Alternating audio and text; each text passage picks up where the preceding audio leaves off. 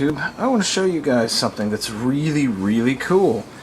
I bought this Primo water cooler. I think it was at Lowe's.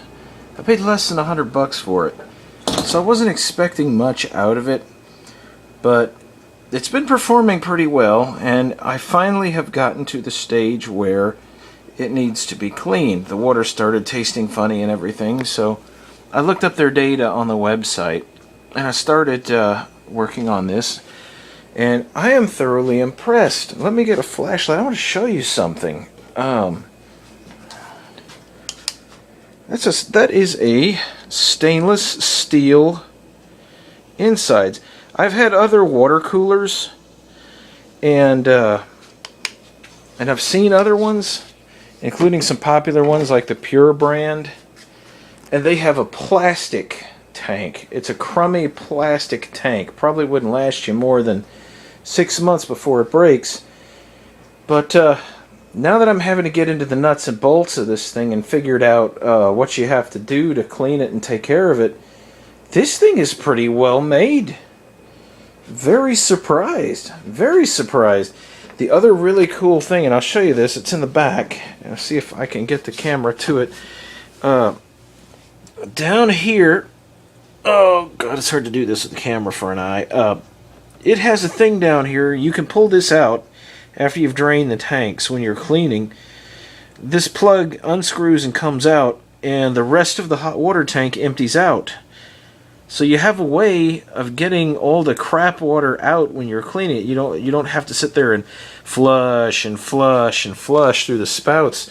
This thing can dump all of its water out the bottom. They say to run water through the spouts with bleach. I think they said it's like a gallon of bleach and a gallon of water and 1 tablespoon of bleach. I upped the amount of bleach since it's all stainless steel. What does it matter? It's not going to hurt it, as long as you don't leave it in there for an hour or 2 or 3 or 4. But it says to run it through after 5 minutes, so I'm about to that point now, and I'm going to start running the water through. But thoroughly impressed with this little thing, and like I said, it's the white one. You can pick it up at Lowe's. I think it's like $79, and it's pretty cool. It comes apart very easily. You have, oh crap, I don't want that to fall and break.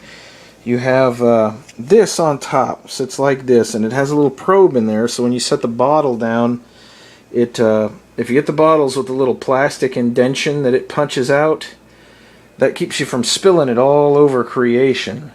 And that sits down inside there.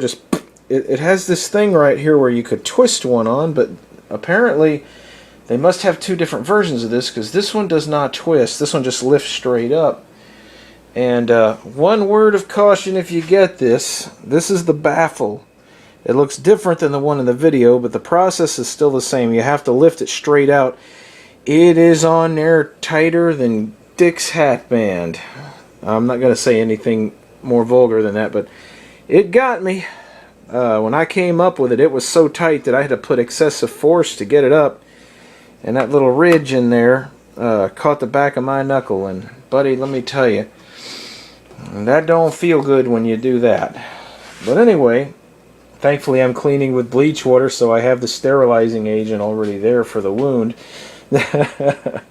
Now, but in all, I don't know how to put this. In all honesty, very surprised at the quality of the actual tanks in this thing, the reservoirs.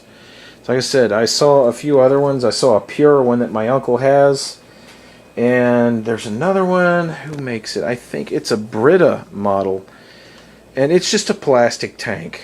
Just very poorly manufactured. But these, I'm not going to take it apart any further, but this really is nice. So I think for $70, $79, I did pretty good on this. This is what we got when we didn't have water on the house, and I had to have a way to have water to drink out here until we got some sinks working and toilets and whatnot. And this did the job pretty well. This actually will segue into something I want to say about all of these survival preppers, who are always getting those 55-gallon drums of water. those 55-gallon drums of water that you buy, yeah, that's nice. It's great for storing bulk water, but have you ever tried to get water out of those very easily? Just get you one of those water coolers. You don't have to have the compressor running or the heat element running, but if you have a little solar power, it's great too, because then, you know, when you can spare the electricity, you can actually heat the water in the cooler, and you can have cold water to drink if you want. But either way, you can store it at room temperature. But those little 5-gallon water jugs, I've got about 6 or 7 of those. Every time you buy a little bit of water in one of those, just save the jug.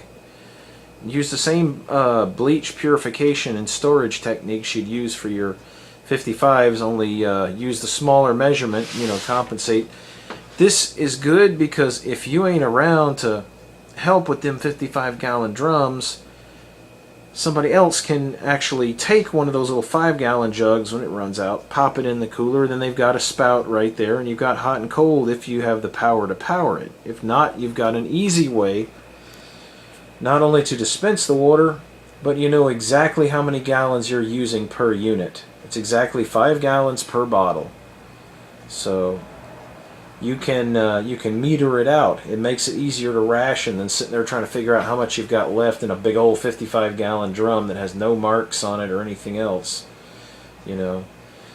Plus, you only use the water you need. You haven't cracked the seal on a huge amount of water that'll go bad eventually now that you've cracked the seal on it. When you use that 5 gallons up, put the bottle aside and pop another one on, you know. And that's it.